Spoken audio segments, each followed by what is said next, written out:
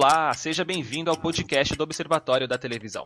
Você pode conversar com a nossa mesa pelo Twitter, @TV Observatório, #podcastobservatório.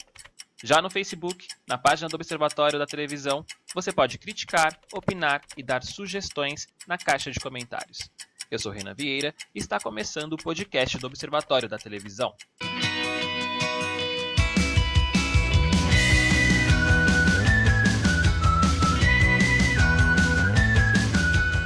E o programa de hoje está bem legal. A gente vai falar aqui, entre outros assuntos, sobre o começo de Apocalipse na Record e os últimos acontecimentos da Global, O Outro Lado do Paraíso. Bem-vindo, João Paulo Reis. Oi, obrigado. Gabriel Wacker. Fala pessoal, fala Brasil, fala ouvintes, estamos juntos. Vamos para mais um, quentíssimo. E Neuber Fischer. Olá, vamos mais um podcast, né?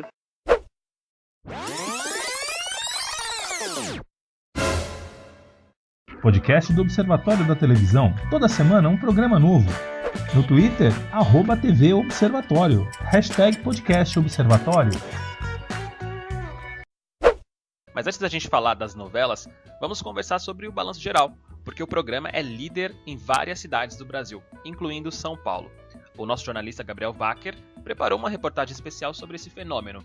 Para acessar, vá em www.observatoriodatelevisão.com.br. Gabriel, conta pra gente qual é a fórmula do sucesso do BG.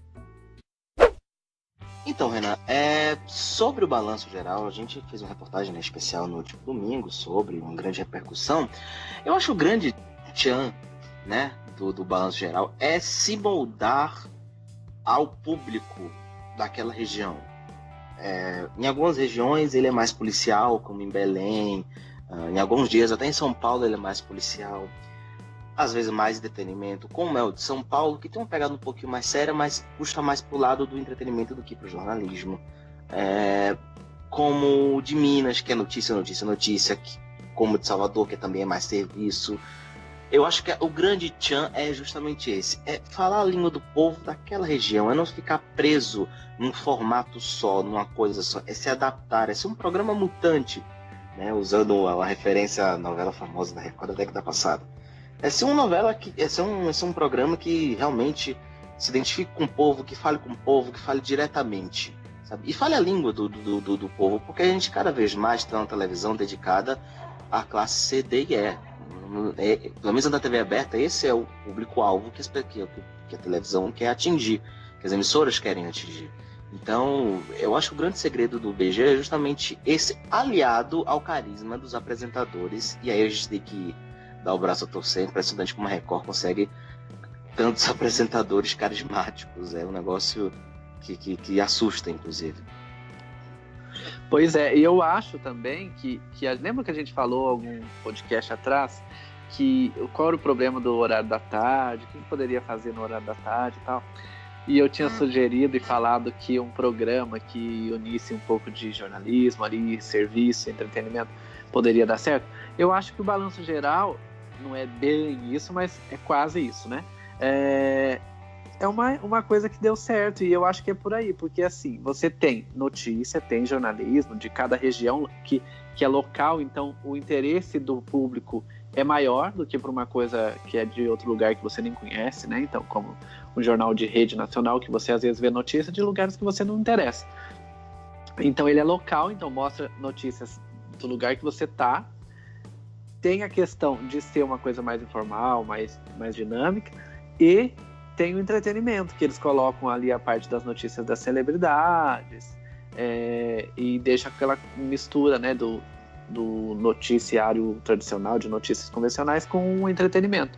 E eu acho que é por aí que deveria ir a programação da tarde. É claro que não todo mundo vai fazer igual, vai ficar chato também, mas a Record acertou nisso, e além dessa questão dela conseguir pegar as características de cada lugar, né? Um apresentador que tem a cara daquele lugar, que fala bordões que são comuns naqueles lugares, em cada um é apresentado, e trata do assunto que é de mais interesse daquela região. Eu acho que, além disso, essa questão de misturar, né, naquele horário, coisas de serviço, mostra trânsito, mostra notícia policial, mostra, enfim, notícias gerais e mostra também entretenimento, que o público gosta de ver à tarde, tanto que os programas femininos que tem, todos apelam para isso, né? E isso tem gerado essa concorrência grande também entre os digamos, fofoqueiros, jornalistas que trabalham com isso, né? Fabíola, o Léo Dias no SBT, o próprio Felipe Campos agora na Sônia Abrão. Então, assim, além de ser um sucesso na Record, o Balanço Geral tem feito com que as outras emissoras, algumas que já trabalhavam com esse tipo de programa, tipo de fofoca, e outros que não, criem programas desse tipo, né? No caso do SBT, o Fofocalizando, que é mais fofoca, não tem jornalismo assim, mas a ideia do Silvio até pouco tempo, quando transformou de Fofocando para Fofocalizando, era misturar, né? Mas acho que acabou não dando muito certo. Jornalismo ali com fofoca. E a Sônia Abrão, né, que nesse horário também, antigamente tinha uma pegada mais jornalística, ela fazia uma cobertura de coisas que aconteciam aqui em São Paulo, no Brasil, e fofoca. Agora ela tá apelando só para fofoca porque é o que tá dando mais certo lá no Balanço Geral, né? Aqui de São Paulo. E o SBT também. Então, assim, eu acho que se tudo caminhar por esse que tá indo agora, logo à tarde vai ser recheada realmente com esse tipo de programa. Eu concordo com tudo que vocês disseram. Concordo que o programa é super eficiente, atinge ali o público, tem uma pegada muito popular realmente. Mas me incomoda um pouco em São Paulo, por exemplo, que o programa não tem muito prestação de serviço, né? É muito mais policial, é muito mais pesado, né? Eu acho que pra hora do almoço ali é um pouco complicado, né? Sem contar que o programa começa logo após Hoje em Dia, que já vem com uma carga de notícias antes, né? Começa colado ali o programa, né? Logo na sequência. E Hoje em Dia termina com o noticiário. E aí vem o Balanço Geral com mais noticiário pesado. Às vezes até a mesma matéria é exibida, né, de novo ali. E sem contar que não tem entradas ao vivo com frequência, né, do que está acontecendo na cidade naquele momento. Clima, por exemplo, que é uma coisa super importante para quem mora em São Paulo. Trânsito. Eu acho que essas questões faltam um pouquinho ali, né, no programa. Sim, com certeza. Falta o serviço. Aqui no Balanço Geral de São Paulo, eu acho também. Que tem mais notícia policial e fofoca, né? Falta essa parte de serviço mesmo. E é uma coisa que o serviço está muito presente no Balanço Geral de Minas e no Balanço Geral de Salvador, que Salvador o horário era totalmente policial e agora é praticamente serviço, é buraco que precisa ser consertado, é problema em escola. Logicamente que tem a polícia, mas é uma coisa que os outros balanços gerais, né, do país, eles conseguem explorar bem. Mas como eu disse, eu acho muito pela questão da própria necessidade, acho que de pesquisas que a Record faz. E talvez o público de São Paulo naquele horário não quer exatamente esse serviço, imagino eu. Mas o programa cresce no momento da Hora da Venenosa, não é, Gabriel? Isso, mas é algo que realmente faz falta. Ainda mais uma cidade como São Paulo, né? Digamos que São Paulo está bem servido assim, de serviço com o SP, né? SPTV, isso. Agora é SP1, né? SP1. E então talvez eles falaram, já que eles estão fazendo isso, vamos caminhar para outro lado. Mas não é bem por aí, né? Acho que dá para fazer também uma boa prestação de serviço, mesmo que seja no mesmo horário. E aí depois, quando chega na... Dá para equilibrar. Quando chega na parte mais da tarde, que é quando começa... depois do meio-dia, 1h, assim, né? Que a parte da Hora da Venenosa é pro final do Balanço Geral, né? Então, que daí poderia ser focado nessa parte mais de entretenimento e tal, mas antes disso poderia ser serviço, né? Mais serviço. Mas uma coisa que me incomoda no programa de São Paulo especificamente é justamente o fato de que às vezes entra uma reportagem e não tem o onde, como, quando e porquê, né? Às vezes entra um vídeo de um acidente, por exemplo, na China, e a gente não tem mais informações de onde foi aquele acidente, se teve vítimas nem nada. É mais o espetáculo pelo espetáculo. Acho que isso acontece às vezes, né? Agora, sobre Salvador é uma praça muito interessante para Record, né? Outro dia eu tava vendo o BA no ar, tava vendo o BA Record da noite, né? E o programa é muito bem feito, né? Com bastante estrutura, com entradas ao vivo, com repórteres pela cidade. É muito legal, né? Parabéns pra Record lá na Bahia. Talvez, se aqui em São Paulo a gente tivesse um pouco mais de boa vontade, talvez, de acompanhar o ao vivo, de pegar o factualzão, os programas locais aqui seriam mais dinâmicos, pelo menos. Na Bahia, a Record é um fenômeno impressionante, porque ela é a emissora com maior estrutura. Tem mais estrutura que a TV Aratu, que é afiliada do SBT, mas muito mais estrutura que a TV Bahia Globo, que está numa situação financeira muito difícil. Então, por isso que eu acho que a fase na Bahia é excelente. Os caras lideram diariamente de 7 a 4 da tarde, direto. Então, acho que passa muito por isso também. Então, quem quiser conferir mais detalhes sobre o Balanço Geral, sobre a Record pelo país, é só acessar www.observatoriotelevisão.com.br e acompanhar a reportagem completa do Gabriel Wacker.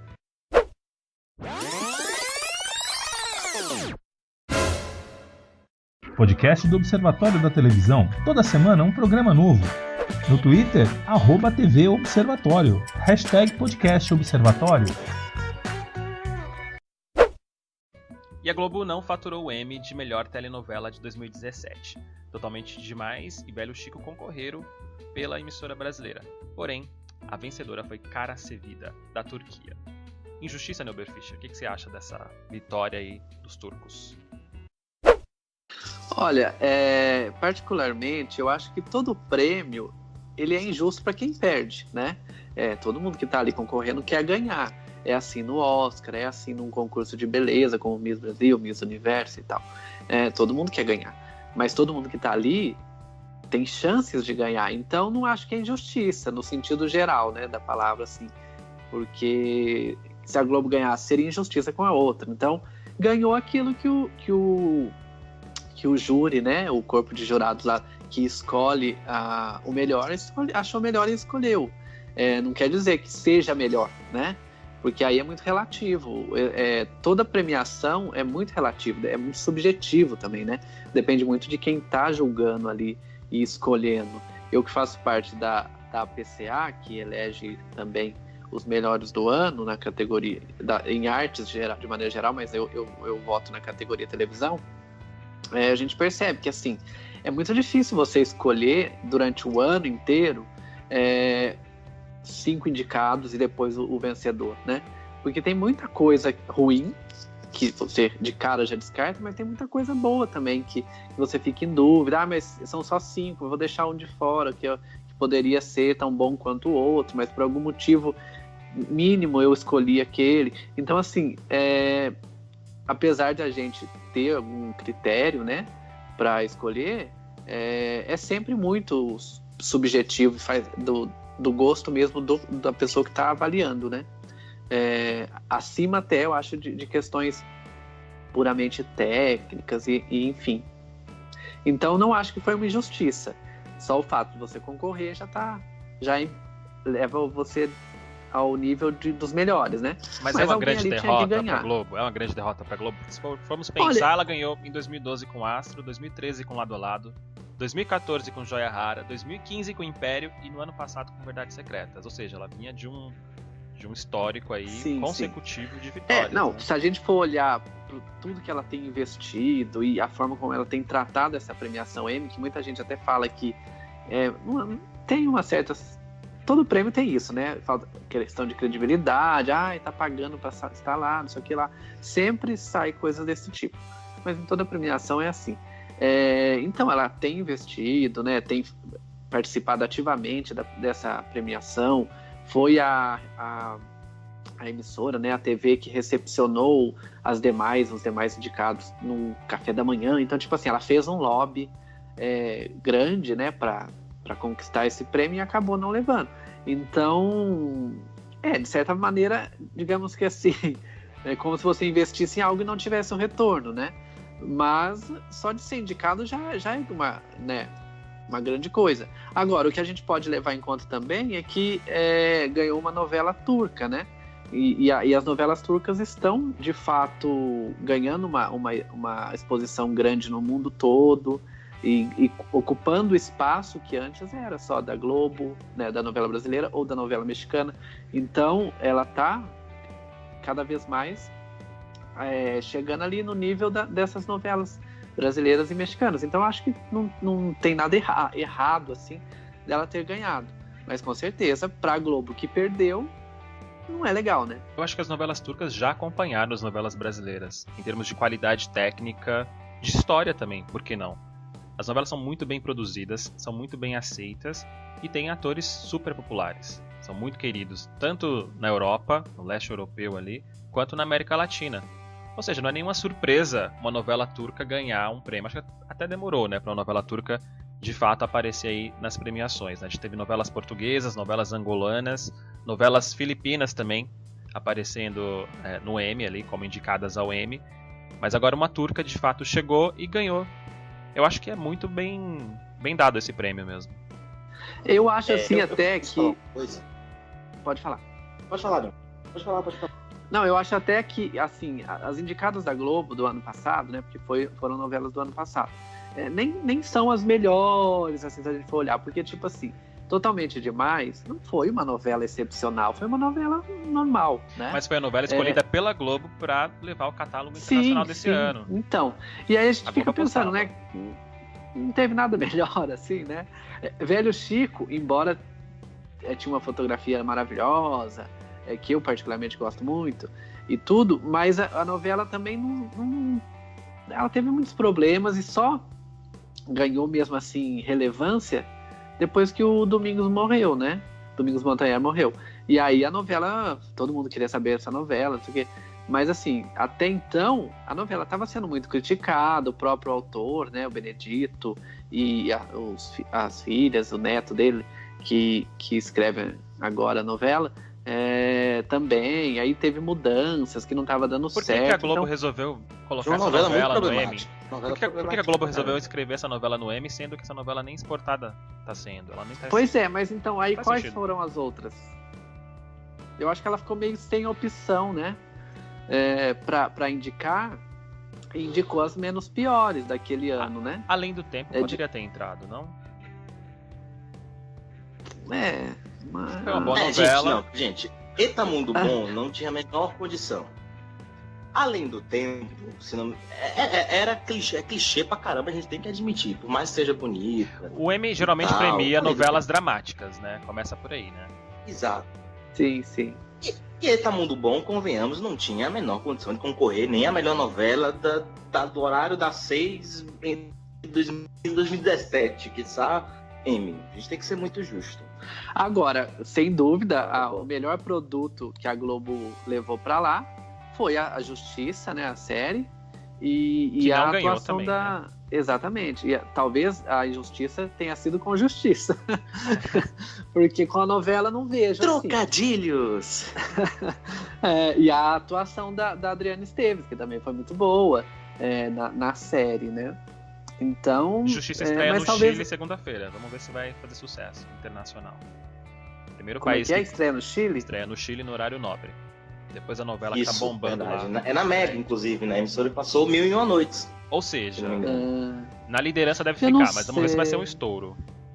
Eu acho que não é uma... Eu acho que... Você fala Justiça? Justiça.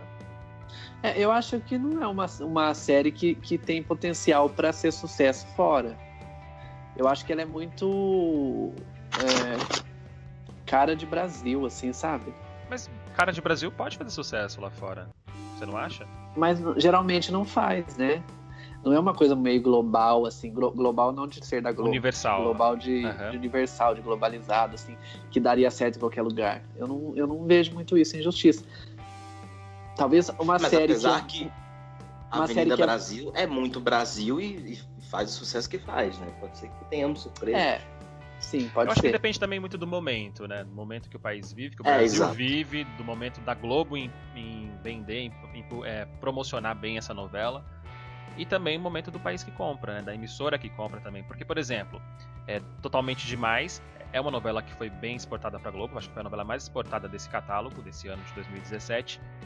Tá no Chile, por exemplo, na emissora líder de audiência, que tem uma boa audiência. Consegue manter a liderança ali com folga tranquilamente. Mas se fosse na emissora que não é líder de audiência, essa mesma novela não teria esse destaque todo que tá tendo lá no Chile. Mas agora você falando de Totalmente Demais, talvez tenha sido isso que levou a Globo a indicar ela pro Emmy, porque ela é uma historinha universal, né? Da gata borralheira, menina pobre, mal vestida, não sei o que lá, encontra o rapazinho, aí tem o príncipe, não sei o que. Então é aquela historinha de princesa da Disney, né? Talvez seja por isso que tenha sido indicado, porque é uma história universal, bem comum, né? E que agrada a gregos e troianos, como diz por aí. Então pode ser que seja esse o motivo dela ter sido indicada pela Globo para concorrer ao Emmy. Eu queria só falar uma coisa antes, só para a gente finalizar, arrematar esse assunto.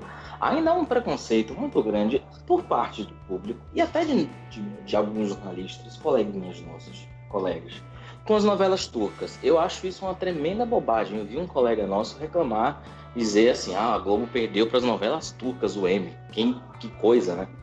Não, Mil e Uma Noites é muito bem produzida. Ezel, a última que passou na Band, era muito bem produzida. A trama tinha problemas, era muito clichê, era cópia descarada do Conde de Monte Cristo, mas as atuações eram ótimas e a produção era excelente. As novelas turcas, elas são muito bem feitas, muito bem feitas. Cara Sevita, que ganhou o Emmy agora, é muito bem produzida, não tem discussão. Eu fui ver vídeos da novela, porque eu confesso que eu não conhecia, não assisti, até porque não chegou aqui no Brasil ainda. Fora só tem capítulos em espanhol, e eu confesso que espanhol não é muito o meu forte, se tivesse em inglês, quem sabe. Mas é uma novela muito bem feita, fiquei impressionado com a fotografia dessa novela. Fiquei impressionado. Só por isso, pra mim, falou, putz, já é diferente. Isso é bom. Então, eu acho que há um preconceito e um conhecimento de algumas pessoas com as novelas turcas, que é, no mínimo, preconceito. Realmente, eu concordo que o Brasil faz novelas excelentes, que o Brasil é, sim, ainda o maior polo de produção de novela do mundo. Mas as novelas turcas estão numa fase... Eu discordo de você exatamente aí, porque as pessoas acham que o Brasil faz a melhor novela do mundo. Não necessariamente. É que a melhor novela, na verdade, depende muito do público, né? Por exemplo, pro Chile, a novela que funciona no Chile é uma novela local e depois as novelas turcas, acabou. Eu acho que essa questão da novela ser boa ou ser ruim aqui no Brasil é o seguinte: a novela brasileira da Globo, ela fala pro Brasil. Então, ela tenta agradar o público brasileiro ou tratar da realidade daqui. Então, obviamente que é mais assertivo, né? Agora, com relação às novelas que vêm de fora, que são da Turquia ou do México, ou seja lá de onde for, eu acho que o grande problema dessa nova fase, né, dos anos 2000 para cá, assim, é a questão da dublagem. O público novo, o novo público, né? O público de antigamente não ligava para isso, da dublagem, né? O público de hoje já liga bastante. O público de hoje, os jovens, de maneira geral, que já não gostam muito de ver TV, eles repudiam dublagem. Tanto que nos cinemas, filme dublado hoje em dia é minoria, né? Você vê aqui em São Paulo, por exemplo, as salas de cinema, as melhores salas, onde tem um público melhor, elas são praticamente todos legendados, porque o pessoal detesta assistir filme dublado. E você vê filme dublado mais nos cinemas mais periféricos, né? Shoppings mais afastados, assim, onde tem um público que ainda gosta de ver dublado. Mas nos principais cinemas você não vê. Então, talvez esse seja um motivo das novelas... Mas a gente aperta a tecla SAP. É muito fácil. O SBT oferece as mexicanas com a tecla SAP. Não tem problema. Todo mundo ainda tem essa eu vi Rubi, a última reprise de Rubi, eu vi mexicano puro. Maravilhoso. Faz toda a diferença, assim. Eu prefiro também ver no idioma original. Mas só pra gente deixar bem claro isso, eu acho que a gente tem que perder esse estigma, esse conceito de que o Brasil faz a melhor novela do mundo, que nós somos os melhores produtores do mundo. Não exatamente assim. Talvez a gente gasta mais dinheiro com as novelas, mas não necessariamente a gente faz a melhor novela. Para uma novela ser boa depende de vários fatores, né? Tem a questão técnica da imagem, do enquadramento, da luz que o Gabriel estava falando, e também tem a história. Se não tiver uma boa história, o que adianta? A Regra do Jogo, por exemplo, foi um baita investimento da Globo. Em vários países a novela foi cancelada. A novela foi pro ar na Argentina, foi pro ar no Chile e saiu do ar. Foi exibida na internet apenas para quem quisesse acompanhar, para quem quisesse continuar ali acompanhando, porque a novela é ruim, mas é muito bem produzida. Tecnicamente, com o dinheiro que a Globo investe, é muito bem realizada. Tem que ser muito bem realizada. Pega-Pega também tem um exemplo notório, né? Porque Pega-Pega, meu Deus. Como é que uma novela como Pega-Pega consegue ser líder absoluta, sem incômodo algum?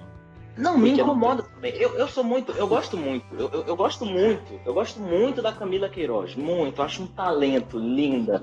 Fraquíssima. Eu gosto dela como atriz, eu gosto. Ela teve dois bons papéis carismáticos, mandou bem os dois. Agora, ela tá muito fraca em pega-pega. Até já falei isso no Twitter, tem alguns fãs da Camila que me seguem, porque eu realmente gosto muito dela. E eu falei, gente, não é porque eu gosto dela que eu vou ficar passando a mão na cabeça em tudo que ela faz, não é isso. Ela tá mal na novela, ela fez escolhas erradas, até porque o papel não ajuda, porque o roteiro é péssimo. Cláudia Souto é horrível, o roteiro é péssimo. Eu não sei que história essa novela conta. Eu não sei o que ela é, eu não sei o que ela tá fazendo no ar ainda. Eu só não peço, vem logo Deus Salve o Rei, porque eu também tô com medo de Deus Salve o Rei. Eu admito, eu tô com um pouco de medo. Não adianta. Pelo pouco que eu vi de Deus Salve Rei, eu gostei. Faz parte um pouco do tipo de novela que eu gosto. Mas a Globo pode fazer a pior novela, ela vai continuar líder. Ou seja, não vai ter esse esforço necessariamente pra se contar uma boa história, obrigatoriamente. Ah, sim, porque então não tem concorrência, né? É fácil, não tem concorrência. A Bela Aventura, não, que tem uma história até interessante pra alguns, não consegue fazer frente, por exemplo. Esse é o mercado brasileiro. Aí fica muito fácil dizer, fazemos as melhores novelas, as mais assistidas, as mais bem produzidas. Eu acho que tem que pensar um pouquinho antes de falar isso. Mas eu queria interromper vocês, porque eu queria saber a opinião do João Paulo Reis. Nosso especialista em novelas tá quietinho desde o começo do programa. Cadê ele? Tô aqui. Não, eu tava Ele ouvindo tá esperando vocês... o momento certo. Ele vai falar que a gente falou só bobagem até agora. Não é isso, não é só bobagem. Eu concordo em partes com o que você disse sobre a gente não produzir a melhor novela, mas realmente a gente tem uma técnica muito privilegiada. E como o Neuber falou, a gente faz uma novela para o nosso público. Lá fora, eles não pensam em fazer a novela visando atingir questões sociais e essas coisas que a gente é carente disso. Então a gente precisa da novela para meio que catequizar o povo.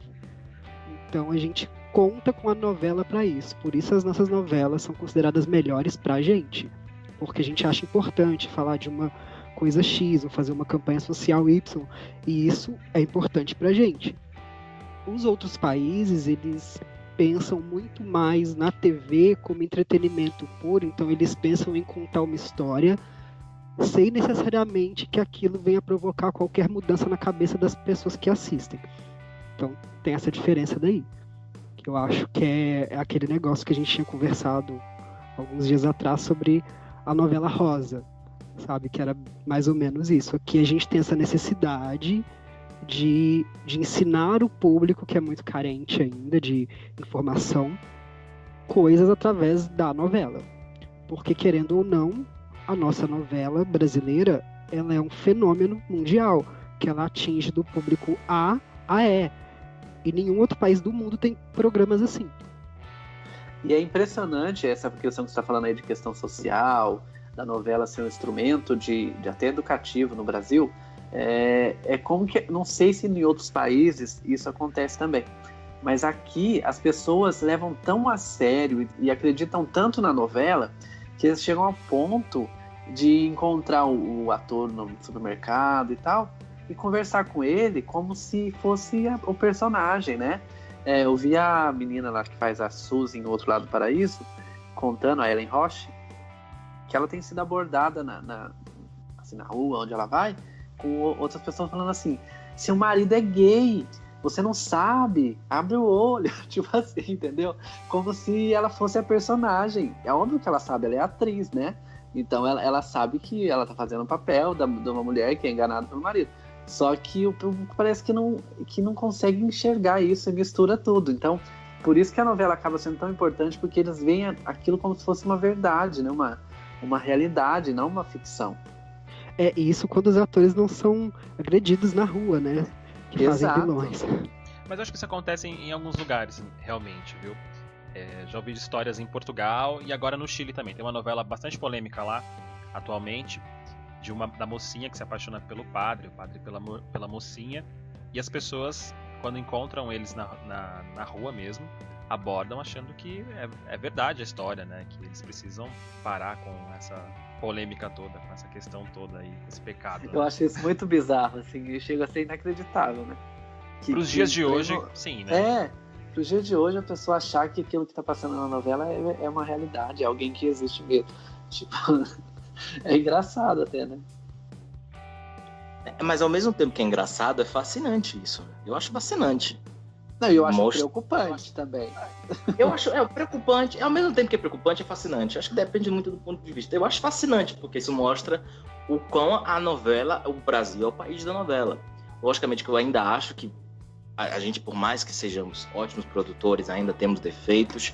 Eu acho que a gente não está tendo a renovação de autores que a gente deveria ter. Eu acho que temos esse problema a resolver. O Silvio de Abreu tem feito isso, tentado fazer isso, mas não sei se está acertando exatamente.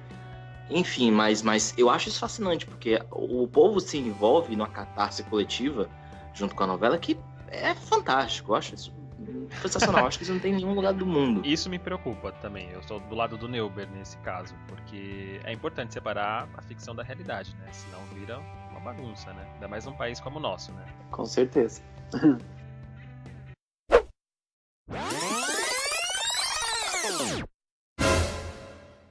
Podcast do Observatório da Televisão. Toda semana um programa novo. No Twitter, @TV Observatório. #podcast Observatório. Com direito a tsunami, força maléfica e serial killer, Apocalipse começou chamando a atenção. Mas será que a novela da Record vai ser um sucesso? O que você acha, João Paulo Reis? Conta pra gente. Gente, por onde que eu começo? Vamos lá. A novela, ela chama atenção. A audiência que teve ontem prova isso, deu 13 pontos. A Record já não tinha essa média no horário há um bom tempo. E teve uma audiência maior do que o primeiro capítulo de Os 10 Mandamentos, que era o que tinha sido a melhor audiência deles em estreia. Beleza, por aí já vê que é um tema que chamou a atenção. Se vai fazer sucesso ou não, não sei. Tem algumas coisas que me incomodam pelo que eu li. Primeira coisa, que é o mesmo problema que tem o Outro Lado do Paraíso, que são as fases com muitos capítulos. Apocalipse vai ter uma primeira fase, se eu não me engano, de 10 capítulos, depois entra uma segunda fase, depois entra uma terceira fase. Isso pode ser um problema, porque as pessoas elas se apegam a personagens e elas podem não gostar, pode haver uma quebra ali de uma fase para outra. Mas a Record aposta no sucesso da última fase, né? Sim, porque a principal é a que vai ficar mais tempo no ar e tudo. Os 10 Mandamentos foi assim, né? Então, eu não assisti. Então não posso falar. Mas teve fases e a última fase fez muito sucesso, que foi a fase que a Record apostava também. De repente estão seguindo a estratégia de antes, né? Pode ser, já que a autora é a mesma, né? Mas aí eu vi alguns problemas, eu vou falar da estreia, porque eu não fiquei pesquisando ou lendo muitas coisas à frente, até para não me contaminar também. Mas vamos lá, a estreia. Me incomodou muito o texto. Então eu acho que assim, é um tema legal, eu sei que toda história tem um começo, às vezes é meio lento, até pegar e tudo, mas tinha um negócio ali que não tava casando pra mim, sabe? Tava texto, tava que um negócio, texto teatral, João Paulo? Sabe? Texto teatral. Não entendi. Texto teatral. Isso, tava um texto teatral. E aí eu nem entro na parte, depois eu falo sobre isso, sobre as atuações que pra mim foram diferentes, difíceis de aguentar mesmo. Mas... Pode falar péssima, João, eu deixo. Fala péssima. Então, gente, daqui a pouco a gente chega lá. Mas... eu também vou chegar, porque eu tô... meu Deus do céu, eu preciso falar. Eu tô me coçando toda pra falar Calma disso. aí. Então, e aí... teve uma cena que era da Maitê Piragibe, e o marido dela chegou, ele recebeu a visita do outro policial, companheiro dele, e aí o cara olhou pra ela assim, e ela soltou um: vá, eu sei que você já não está mais aqui. Tipo, oi, sabe? A gente entendeu aquilo que ela quis dizer, mas é um texto que não é natural. Ninguém fala assim, na vida, no dia a dia. E outra... Nem nos anos 70, 80 que passa a novela. Não, nem nos anos 80, ainda mais. Nessa cena ainda, me chamou a atenção porque antes do amigo policial chegar, tava ela com o marido, os três, ela, o marido e o filho, sentados num sofá, tomando chazinho, e eles não se falavam. Então parecia que tava assim, tipo, alguma coisa vai acontecer aqui, é igual teatro. Sabe o que me incomodou nessa cena Estavam especificamente? esperando a deixa. Foi o clichê dessa cena, né? Da esposa que não suporta o emprego do marido policial, né? Que tem um conflito. Achei muito forçado isso, né? Sim, ele falando, estou de folga hoje, sabe? O texto, pra mim, não pegou, sabe? Isso, pra mim, não foi legal. Assim como me deu uma coisa muito estranha em relação à caracterização. Anos 80 não era assim, gente. As novelas passam em 86, 87. Aqueles cabelos estão muito 2017, sabe? Não... As roupas eles tentaram, sabe? Mas aí eu até joguei no Google lá uma mulher em Israel nos anos 80, como era, tipo, é diferente, é muito diferente. Então, por mais que a Record se esforce, eu acho que tem detalhes ali que vão destruindo um pouco o propósito. Mas o que importa não é a história? A história convenceu ali nos primeiros capítulos, né? Não. Desculpa, eu tô falando por mim. Opinião pessoal, não me convenceu. Eu fiquei meio incomodado com o monstro de fumaça de Lost. Então, mas não se esqueça que a Record tá falando para um público que gosta de novelas bíblicas. Que vem acompanhando novelas bíblicas. É para esse público que ela tá falando prioritariamente. Eles estão fazendo pro nicho deles. Que o nicho deles muda bastante, que uma época era policial, agora é novela bíblica, mas enfim, é o nicho deles. Mas, de modo geral, assim, eu acho que não foi um bom primeiro capítulo, não foi uma boa apresentação de história. Sabe o que me incomodou realmente nesse primeiro capítulo? Foi a cena do tsunami. Não pela qualidade técnica, que eu achei que, sim, estava muito boa, foi bem realizada, assim. Foi ok. Foi ok, apesar de ser bem clichê também, né, tá muito parecida com o filme, inclusive, né, o Impossível, né, realmente, né, as pessoas estão lá tranquilamente, de repente são surpreendidas, correm, e aí, né, baixa um pouco aquela adrenalina, aí você começa a contabilizar os estragos e a perceber os estragos. Achei que isso foi bem clichê mesmo, nada muito surpreendente. Mas o que me incomodou foi justamente no primeiro episódio isso, no primeiro capítulo, já trazer o tsunami. Sabe, de repente poderiam trazer pra dentro de um contexto da história, sabe, muito mais amarrada, assim. Eu não sei se talvez eles vão explicar isso mais à frente, né, porque parece que um dos meninos que perdeu os pais, um dos personagens que perdeu ali os pais, ele tem relação com uma das famílias de Israel, é isso? Eu não consegui compreender direito, eles são primos, e aí eles...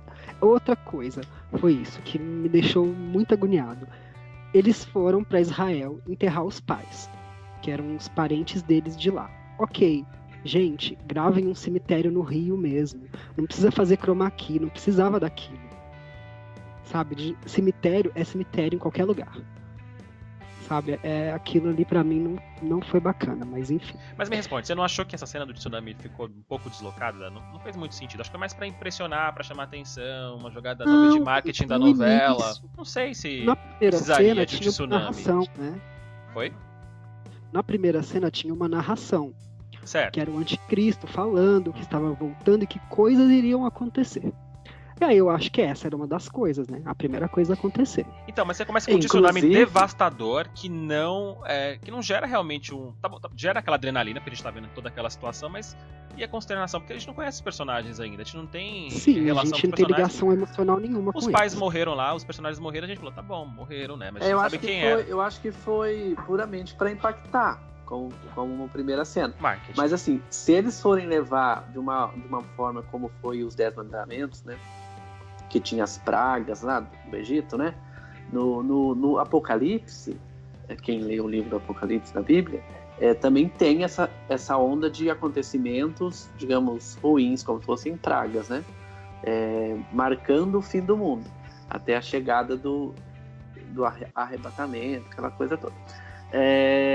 E aí, então, se eles fizerem como fez em Os 10 Mandamentos, que foi o ápice, né, da novela, quando começaram a chegar as pragas, né? Primeira, segunda, terceira, até a abertura do Mar Vermelho, aquela coisa toda.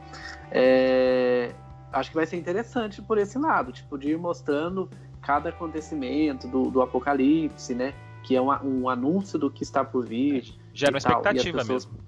Sim, agora a questão do tsunami, que na Bíblia não fala, obviamente, de tsunami, mas fala de coisas da natureza que acontece e tal.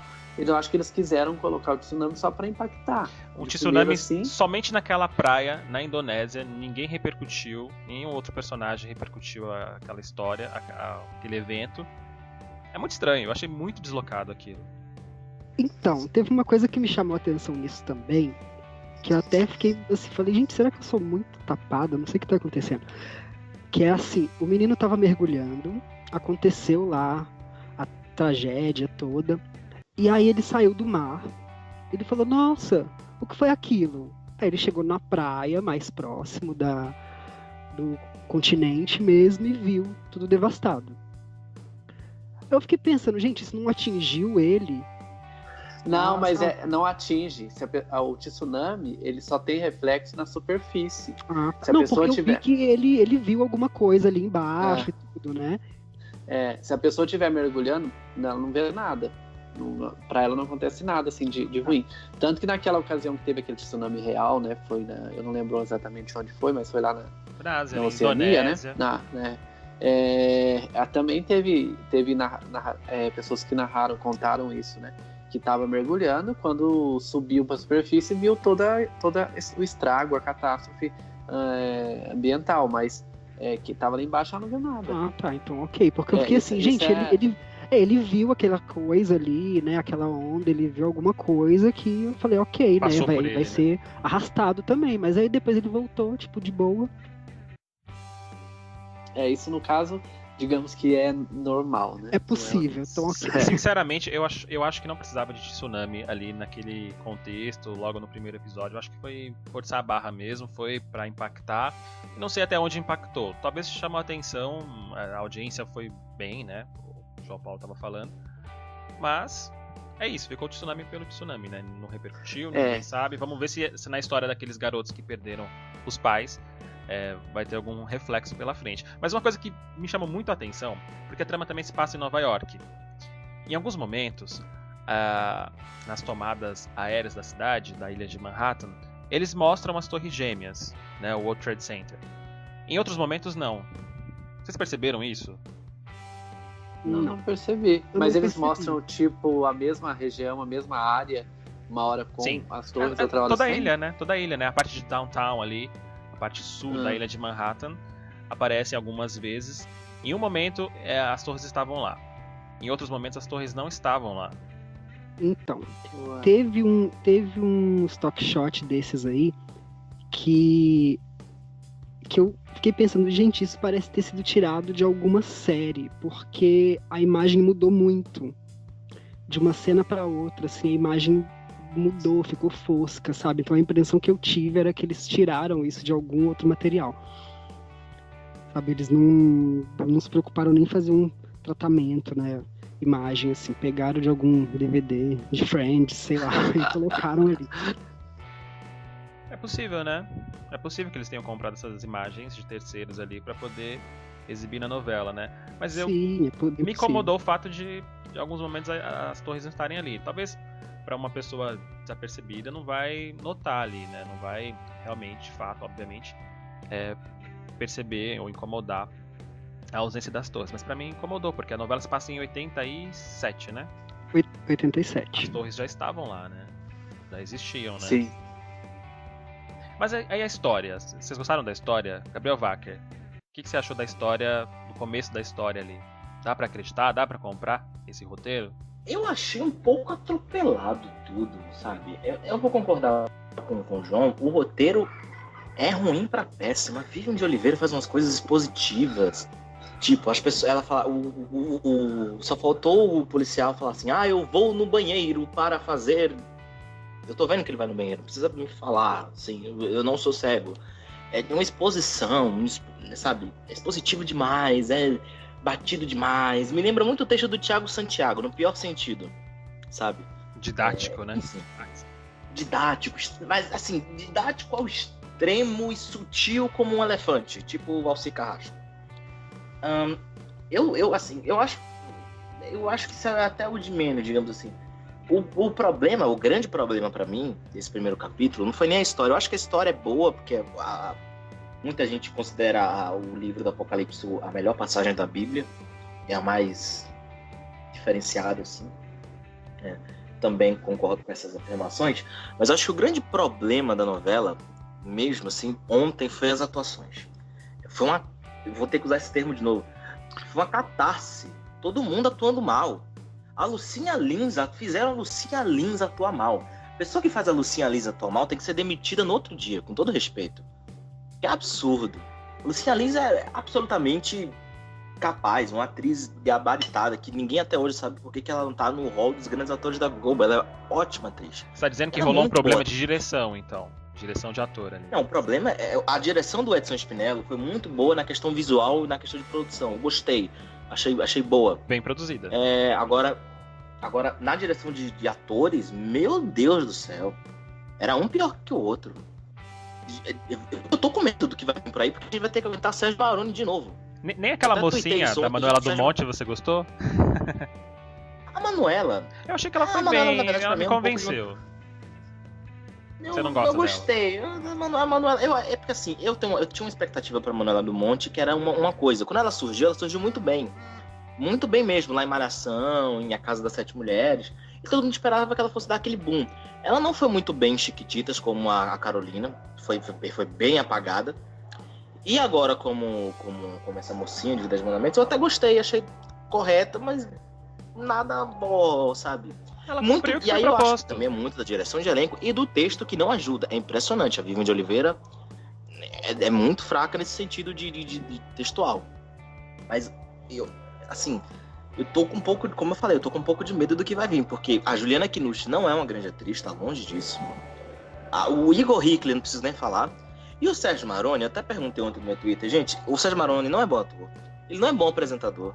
E ele nas narrações lá, né, de que Cristo, né, aquele que vai ser, ele não foi muito artificial, às vezes você não conseguia nem ouvir direito. Eu não consegui entender É, também as fica- narrações, me atrapalharam Isso, um pouco aí ali. você fica Mariana. pensando, gente, o que o Sérgio Maroni faz bem? Aí me falaram, ele é bom de matemática, por isso que ele tá no Dance Brasil.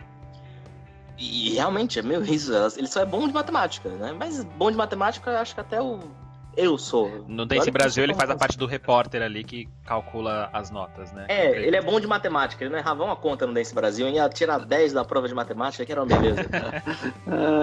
Mas então, gente, eu acho assim, a novela, eu acho que é muito cedo pra gente falar ainda se vai Isso. ser boa, se vai ser ruim, né? O primeiro capítulo teve essa parte que foi bacana, visualmente falando e tal, mas as atuações realmente...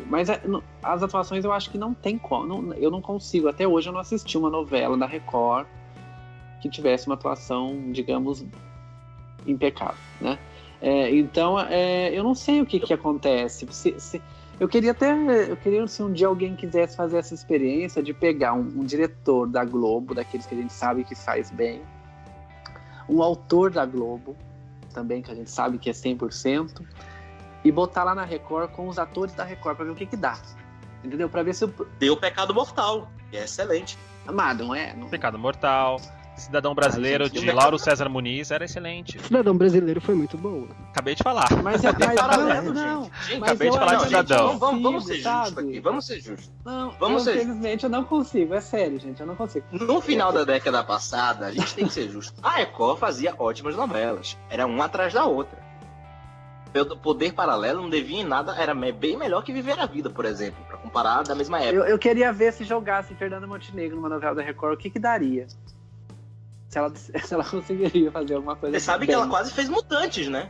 Ela quase, literalmente, quase fez Mutantes. Ela Como quase assim? fez. Ela seria a doutora. O Thiago Santiago fez o convite, a Record fez o convite.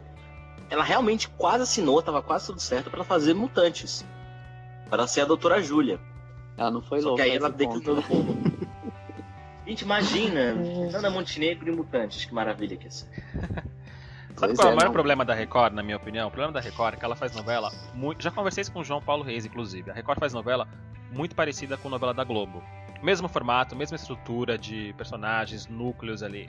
Sendo que ela não tem o mesmo elenco, não tem os mesmos autores, não tem os mesmos diretores. Ou seja, ela poderia optar por um caminho mais fácil ou um caminho mais eficiente mesmo. Por exemplo, Apocalipse. São muitas tramas, são muitos acontecimentos. Só que não é o mesmo patamar de produção de uma novela da Globo, por exemplo, que se um núcleo não vai bem, o outro núcleo segura, como a Fernanda Montenegro, por exemplo. O que ela poderia fazer, por exemplo, ao invés de contar essa história do Apocalipse tão literalmente, de uma maneira tão óbvia, com o Sérgio Maroni super exagerado na atuação, por exemplo, contar de uma maneira muito mais sutil. Por que de repente não pegar uma família como protagonista, ou, sei lá, um grupo de pessoas como protagonistas ali, e desenvolver o Apocalipse a partir da história pessoal deles, criando até um vínculo maior com o telespectador. Sabe? Agora você quer contar todas as histórias do mundo, em todas as cidades do mundo, ali, todas as grandes cidades do mundo, como se você pudesse fazer isso. Ou seja, essa novela ou vai funcionar muito bem, vai agradar o público da Record, que já está acostumado com as histórias bíblicas, e o público também de fora do Brasil, que gosta dessas novelas bíblicas, que a Record está vendendo bastante, ou vai ser um fracasso. Porque é muita coisa realmente. Você não consegue se identificar ali. Com quem que eu me identifico no primeiro capítulo? Com o policial, com a história do policial, com a história da mocinha de Israel que vai pra lá. Não consegui achar ali um ponto ainda pra seguir. Não sei. Pode ser que realmente funcione, como eu disse. E uma coisa que a gente precisa falar: a Record sabe fazer novela policial, novela realista. A sequência de ontem, Gabriel, a sequência do capítulo de estreia, do túnel, da perseguição, excelente. Ótima. Não deixa de desejar. Tem um know-how, a Record tem um know-how de prova de amor, de vidas opostas, que era excelente, de poder paralelo, até do próprio de Mutantes. Teve uma época, inclusive, que chegava a se dizer que a Record fazia melhores cenas de ação do que na Globo. Sim. Porque na época teve negócio da China. Lembro disso. Negócio da China não tinha uma luta boa. E, assim, nas novelas da Record, como Chamas da Vida, que estava no ar na época, tinham cenas de luta excelentes. Sim. E realmente Chamas da Vida é uma das melhores novelas da Record. E as cenas de acidente da década passada. E as cenas de acidente nas novelas da Globo, acidentes de carro. Geralmente o carro sempre sobe uma rampa e capota. Sempre era assim, né? Até que a Record começou a fazer diferente, a Globo também teve que se mexer um pouco, né? Hoje tá um pouco diferente, né? Mas sempre era assim, o carro subia uma rampa, né? Tava correndo naquela perseguição, aí tinha uma rampa, a gente não conseguia perceber a rampa, mas o carro sempre subia, como se tivesse uma rampa e pá, capotava. Exato, e a gente tem que falar também que a Record começou com esse negócio de novela realista ali com Prova de Amor, principalmente com Vidas Opostas, e a Globo foi indo. O que eu acho o grande problema hoje da Record é essa falta de ousadia. Eu acho que é muito limitado você ficar uma trama medieval no horário das 7h30 e uma trama bíblica no horário das 8h30. Eu acho que é muita falta de ambição, sabe? Falta de buscar. Eu acho que a Record pode, mas já mostrou que pode mais. Agora, precisa também de um meio termo, né? Mas eu acho que, diferente das outras bíblicas, essa aqui não tem muito cara de novela bíblica, porque a gente atrela, né, bíblica com uma questão mais histórica, mais... enfim, a história se passa no passado, né? E essa Apocalipse, ela é bem mais contemporânea, né? Dos anos 80 para cá. Então, eu acho que as pessoas não vão fazer muito essa ligação, apesar do assunto, do tema ser bíblico, não tem muita cara de novela bíblica que até então estava sendo feita, que era antes de Cristo até, né? Teve. Mas será que aí a gente não volta naquela questão do texto? Porque quando você passa a prestar atenção no texto, o texto é completamente bíblico, né? Teatral mesmo, como o João Paulo disse. Sim, sim. E bem polêmico, né? Porque se eles forem seguir o Apocalipse, óbvio que eles vão seguir, né? Sobre a interpretação da religião evangélica, protestante, enfim, ela vai trazer algumas situações bem polêmicas e até acusativas, né? De que o Papa, por exemplo, é a besta, de que a Igreja Católica é um problema. Então, enfim. A gente entrou na questão da doutrinação, né? Aí a novela já começa a não ser tão interessante. Porque muito do que eles pregam, né? Porque assim, a partir da Bíblia, né? Muita gente já frequentou um culto evangélico, eles seguem a Bíblia, né? Mas de acordo com a interpretação deles, né? Ou seja, então relativo. Você pegar coisas antigas, né, lá de antes de Cristo, do Velho Testamento e tal, e você faz uma pregação baseada naquilo, eles costumam trazer aquela questão para a atualidade, né? Mas no caso do Apocalipse, é uma coisa meio que está por vir, né? A Bíblia não é uma coisa que já foi, Talvez seja o único livro que não é, digamos, do passado, que fala sobre o passado, né? É o livro da Bíblia, a parte da Bíblia que fala sobre o futuro. E futuro que está acontecendo e vai acontecer. Então, aí eles trazem acusações muito graves, até pregando que a religião evangélica é a certa, enfim, e as demais não são certas, né? Doutrinação, é o que eles estão fazendo, então, né? Se isso vai acontecer realmente, é uma doutrinação.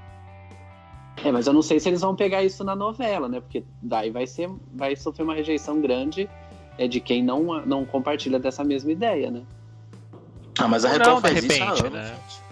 Eu vi umas pessoas comentando. comentando. Gabriel, eu vi umas pessoas comentando na internet, inclusive, que a Globo já fez isso ao contrário, né? De mostrar um pastor, por exemplo, de uma maneira muito negativa, né? Em uma minissérie, inclusive nos anos 90. Também. É mediano. O pessoal fala muito de Decadência de 95. Eu vi Decadência em 95. Eu confesso que eu nunca vi nada demais, assim, no que eu vi da série. Eu vi a série completa pra entender. Eu nunca vi nada demais em Decadência, por exemplo. Eu nunca vi nada demais. Eu acho que eu entendo as emissoras fazerem isso e seguirem as crenças do seu dono. Ainda mais a emissora que o dono é líder de uma igreja. Eu entendo. Não concordo, mas eu entendo. Mas a concessão é pública, Agora, né? E a gente merece mas pluralidade. Aí né? é o ponto que eu ia chegar. A concessão é pública. Você não pode usar a emissora para os seus Corrigindo, a gente tem o direito de ter pluralidade, né? Exatamente. E a Record foi punida no final da década passada pelo Ministério Público por seriados como Olho da Terra, como A Filha do Demônio, que mostravam que faziam críticas ao candomblé, que faziam críticas às religiões afrodescendentes, de forma como se elas fossem a volta do demônio, por exemplo. Entendeu? Agora, vamos ver como é que vai ser. Eu quero ver como é que vai ser. Eu imagino que eles não vão fazer isso, mas se fizerem, ainda mais nos tempos de hoje, se prepara que vai vir denúncia atrás de denúncia. Gente, vocês falaram sobre a sequência de perseguição. Então, eu não gostei. Eu não consegui. Por quê? Não consegui ali. Então, Diferentão. no túnel. Não é. No túnel tava tudo muito, muito bonito, muito legal. Mas eu senti que era um excesso de close muito grande. Olho do policial no olho do bandido. Olho do policial, olho do bandido. O olho do outro policial. Aí eu fiquei assim, gente, que coisa estranha. Parece que eles estão gravando em outros lugares, sabe? Aí eles começaram a ter essa necessidade de dar close. Muito, muito close. Não era nem close, era um super close já. Eu tive outra percepção, eu gostei até porque eles, nos momentos da imagem, né, ampla, os carros eram da época, né? Fuscas. Sim, os carros eram da época, eu percebi isso. Eu achei isso muito legal. Foi muito bom. Muito bem realizado nesse sentido, né? Mas só isso que eu fiquei assim, falei, nossa, que coisa estranha esse excesso de close, parece Terra Nostra, sabe? Que só tinha close. Mas, João, isso é muito técnico, o público não presta atenção muito nisso, técnico, a gente não presta atenção nisso. Não vão se ligar nisso. Mas eu não sei se vocês sentiram, também tinha um filtro verde, né, nessa hora. Nessa cena especificamente. Eu não sei esteticamente o que isso acrescentou à trama, mas tinha um filtro verde nesse momento. A Record contratou um colorista, né, pra fazer toda essa questão de imagens ali. Deve estar funcionando. Então, se você vê o filtro verde, ele tá trabalhando. Que Mutantes, os efeitos estão melhores do que o investimento as é maior, anteriores. né? O investimento é Sim. maior. Tem que ser, então, né? Não é um mérito. Corresponde ao investimento. Vocês falaram sobre a história do Apocalipse, eles pegarem uma família, mas eu acho que vai ser assim. Vai ser assim, eles vão pegar algumas famílias e vão acontecer coisas em relação a essas famílias não tão literais, mas depois vão partir para uma outra pegada. O que eu sei, do pouco que eu sei, é que a protagonista, né, que é a Zoe, ela foi entregue a Deus pelos pais e eles sempre criaram ela na igreja. Mas aí, aquele momento que ela começa a ter um êxito profissional, ela vai afastando. Então, coisas ruins acontecem com ela por causa disso. Então, isso não é doutrinação? Um pouco, sim, com certeza.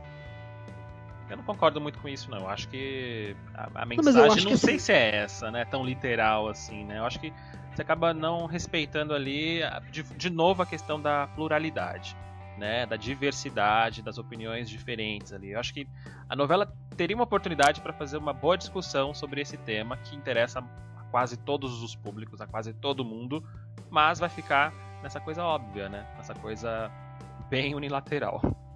Então, o fim do mundo é que nem ET, né? A gente sempre fica curioso pra saber se vai acontecer, se existe, etc. Então você tem que ir pra igreja pra nada de ruim acontecer com você. Aliás, naquela cena do casalzinho lá em Nova York, aquela força, aquela fumaça lá, maléfica, aquela coisa... fumaça de Lost, gente. Ah, eu achei... Precisava ser tão literal? Tinha essa fumaça em Mutantes.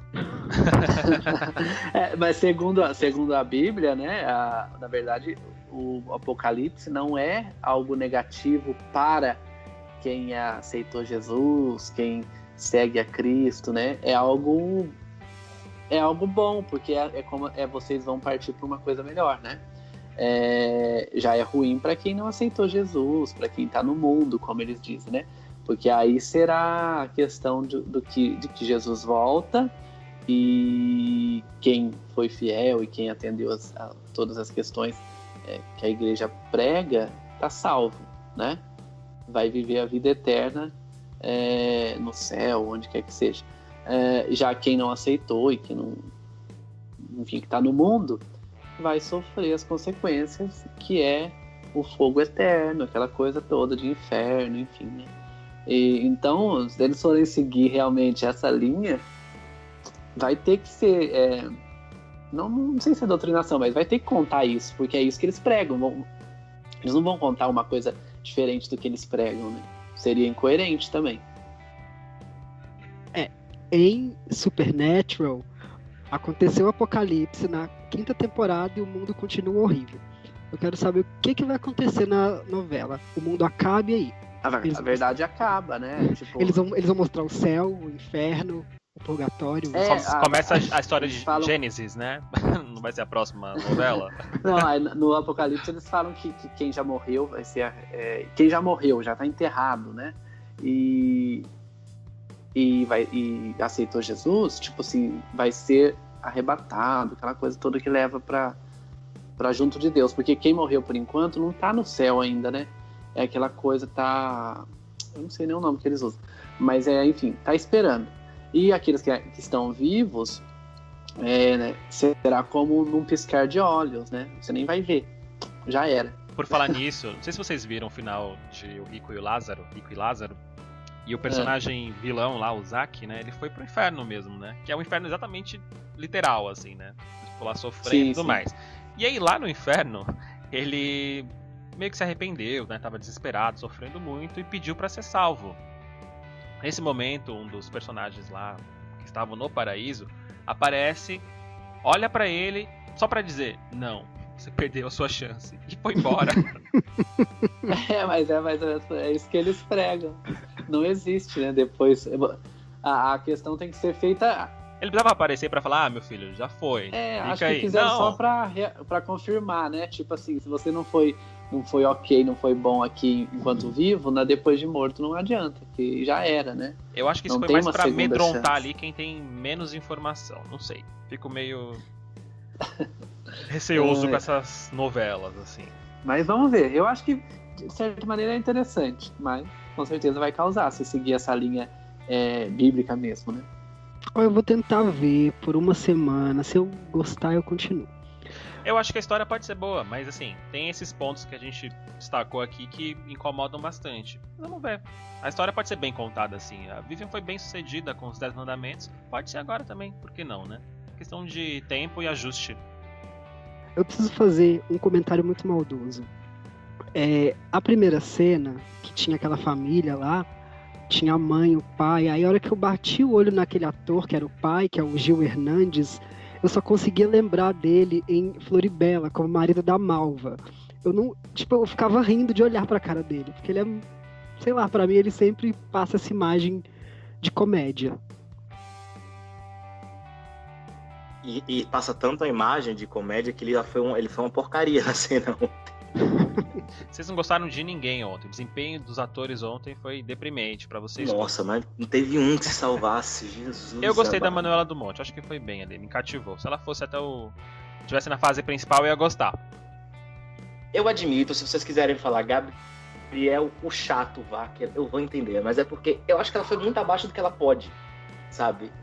Todo mundo foi muito abaixo do que pode. Como eu falei, eu usei o exemplo da Lucinha Lins, porque pra mim é muito emblemático. A Lucinha Lins, que é, sei lá, a Fernanda Montenegro da Record, guardada as devidas proporções, pode ser que eu esteja cometendo uma maluquice, mas... Não, ela é do Mas primeiro é escalão tipo, da Record. Ponto. Ela é do primeiro escalão, assim, top 5, atuando mal pra caramba. Ela mandou um, oh meu Deus, que eu falei, meu Deus, eu tô vendo um filme B dublado. Gabriel, se eu não me engano, Jesus. antes da novela começar, alguns atores reclamaram que tava faltando preparação do elenco, né? Alguns estavam, inclusive, E indo aí a gente atrás viu que de realmente um faltou. preparador particular. Será que não é isso? Não é isso. Só pode ter sido, eu imagino que tenha sido isso. Porque não é possível que tanta gente, tanto ator atue tão mal assim. Não me vem nada na cabeça que não seja isso. Eu tinha até esquecido dessa notícia, viu, Renan? Muito obrigado por me lembrar. Acho que isso já ajuda muito a explicar o que aconteceu ontem. Tá certo. Vamos agora, então, ao destaque final da nossa mesa.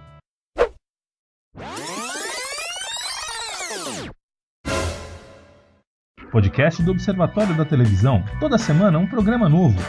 No Twitter, @TV Observatório. #podcast Observatório. Gabriel Chato Wacker, sua última pontuação, por favor. Rapaz, ele pegou mesmo o apelido, né? Tava só brincando, não precisa pegar no... Não tem problema. A gente precisa de um chato nessa mesa, pode ser você. Isso, mas eu sou chato mesmo e admito. Neo Fischer me contratou por causa disso. Seguinte, eu vou dar um destaque pro negativo, entre aspas, ou positivo, dependendo do ponto de vista, pro Valci Carrasco. O Valci Carrasco, o esporte dele, quando as novelas dele estão lá, é responder jornalista, né? Ele disse que não vai tirar a Anã lá e que não vai ter pedofilia na história. Olha, eu não sei que novela que ele escreveu. Eu acho que ele tá falando de Eta Mundo Bom ainda. Porque a menina lá tem medo do pai delegado porque é por esporte. Vou ter medo do meu pai. Olha como eu sou medrosinha. Não é por isso. Notoriamente é visível isso. E você pode ver nas resumos, nos roteiros, que é exatamente isso. Entendeu? É exatamente isso. Agora, a questão da Anã, até acho um exagero do público, mas ela tem perdido cena sim também. A participação dela nos capítulos tem diminuído absolutamente. Ontem ela quase não apareceu. Foi uma cena, se não me engano. Então, me incomoda muito quando o Valci fica querendo colocar esse negócio de normalidade nas novelas dele. Porque é muito fácil para ele atacar, né? É porque ele faz isso. Ele só responde quem puxa o saco, não responde as críticas, não debate como a Glória Pérez faz, sempre fez, e aí tem que dar um ponto a favor a Glória Pérez, e desmente coisas que estão óbvias, assim. Você chamar o público e os jornalistas de palhaço, mas fica o destaque. Você, Carrasco, melhore, por favor. Antes da gente ir pro destaque do João Paulo Reis, eu queria falar com você, não é um pouco da política da Globo, essa questão de abafar os problemas, normalizar? Talvez seja por isso, né? Pode ser. Mas eu acho que assim, a Globo tem sido bem mais transparente nesse sentido. O caso do Zé Maier, o caso do William Vac, o caso da propina que teria sido paga para ter benefícios indiretos de futebol, que inclusive falar que eu discuto repercutiu ontem à noite, dessa segunda noite.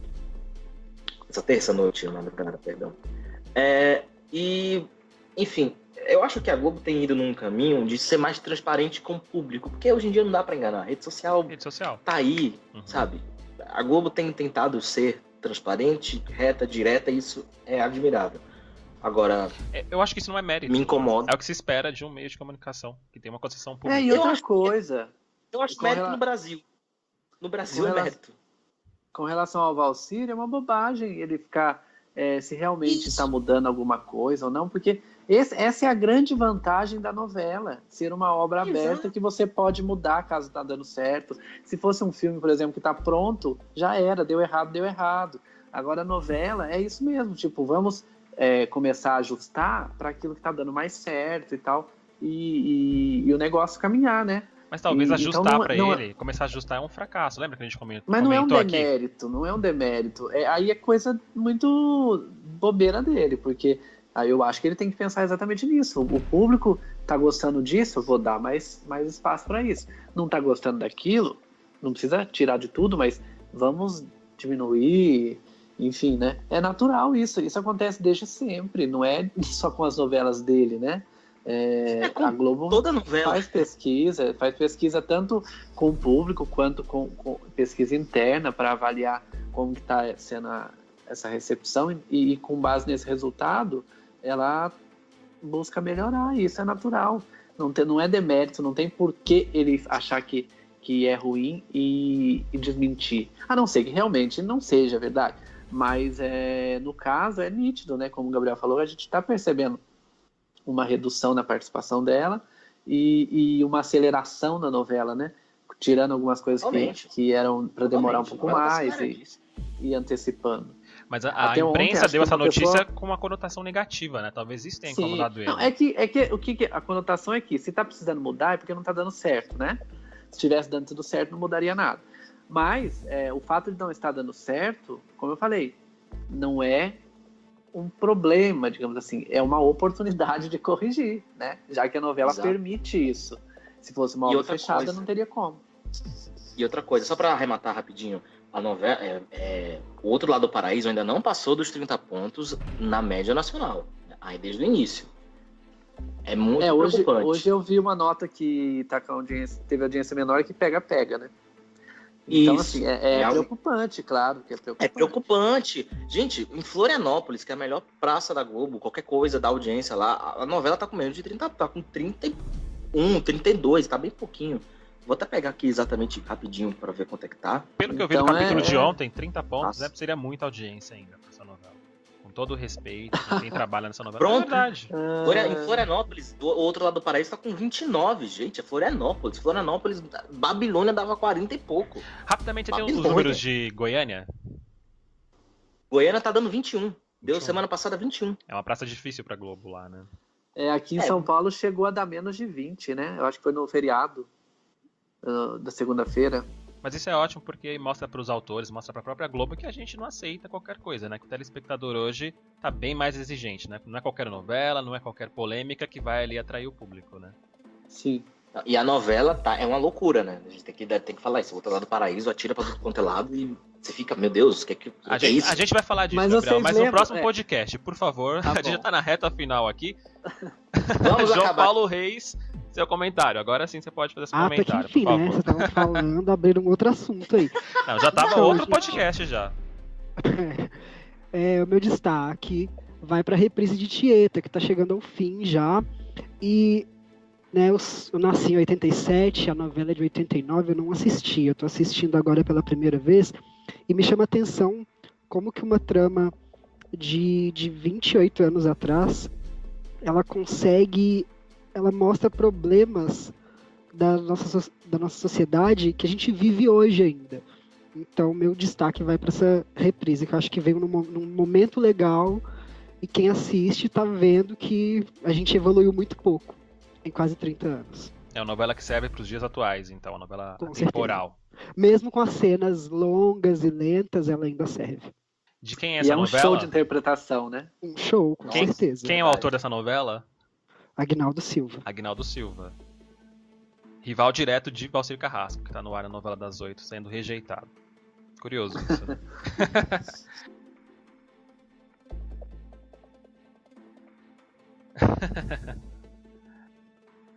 Vamos lá com o Neuber Fischer e seu comentário final, seu destaque aí pra gente. O meu destaque vai ser uma coisa que eu achei péssimo, negativo, e já há algum tempo tem caminhado para isso, que é o jogo dos pontinhos do Silvio Santos no domingo, que chegou num ponto assim que precisa disso mesmo, dessa agressão, dessa briga entre os participantes para dar certo, para ser legal. Eu acho que já, assim como a novela que a gente falou do Valcir apelou para coisas muito ruins e negativas e não tá dando certo, eu acho que o jogo dos pontinhos do Silvio tá descambando para uma coisa totalmente desnecessária, que passa da questão do humor, de ser engraçado, de ser uma gincana alegre, para ser uma trocação de farpas, de indiretas, de problemas pessoais entre os participantes. E até que ponto? Vamos chegar no ponto de pegar no tapa lá no programa? Será que vai ter isso? Porque só tá faltando isso, né? Porque começar a agressão pessoal entre os participantes, de maneira indireta, mas a gente sabe que toda brincadeira tem um fundo de verdade, e aí fica uma coisa muito negativa, até que nesse domingo eu percebi que, apesar do Silvio instigar e fazer, né, que o Silvio pegue fogo, dessa vez ele chegou até a falar, não, vamos parar, tipo assim, porque tava ficando feia a coisa, né, entre as acusações da Lívia e da Patrícia Bravanel, né. Eu não sei, eu acho muito feio e não precisa disso. Tá certo, hoje eu vou fazer um pouquinho diferente, eu também quero dar um destaque final. Um destaque um pouco diferente. A gente fala aqui de televisão brasileira, mas eu queria falar um pouco da TV de fora. Porque no Chile, no final de semana, no último domingo, aconteceu o primeiro turno das eleições presidenciais. E as emissoras de lá cobriram muito bem todos os detalhes.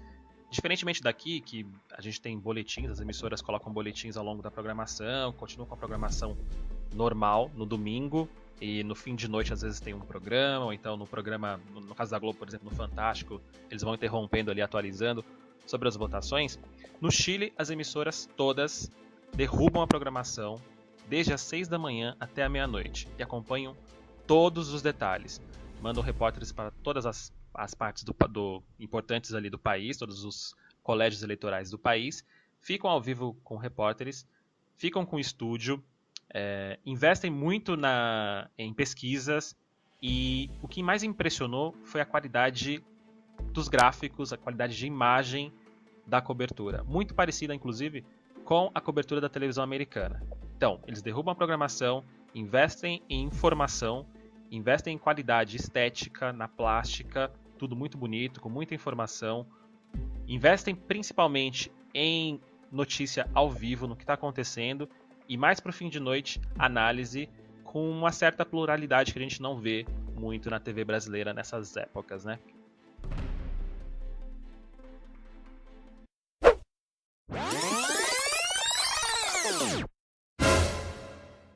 Podcast do Observatório da Televisão. Toda semana um programa novo. No Twitter, @TV Observatório. #podcast Observatório.